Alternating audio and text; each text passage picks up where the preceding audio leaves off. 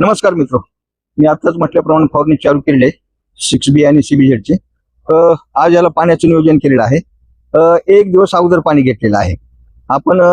3 दिवसापूर्वी आपण ह्या प्रति झाड 48 लिटर पाणी देत होतो, परंतु आता फुल कळी वगैरे फिमेल वगैरे चांगला आहे, त्याला पाणी कडलं तर कमी पडलं समजा तर आपसून ते गळण्याची भीती असते. म्हणून याला आज पाणी वाढवलेलं आहे. अर्धा घंटा वाढवलं म्हणजे जवळपास एका झाडाला 8 लिटर पाणी वाढवलेलं आहे. जे शेतकरी बांधव ह्याच्यासोबत आहेत त्यांनी पण एक अर्धा घंटा पाणी वाढवा, म्हणजे झाडाची तहान जे आहे ते भागून जाईल. आणि ह्यावेळेस फक्त पाणी देण्याचं नियोजन आहे. पुढच्या पाण्यापासून आणखीन शेड्यूल तयार करणार काय द्यायचं ते. आजच्यापर्यंत आता ठीक आहे, कंडिशन वगैरे एकदम छान आहे.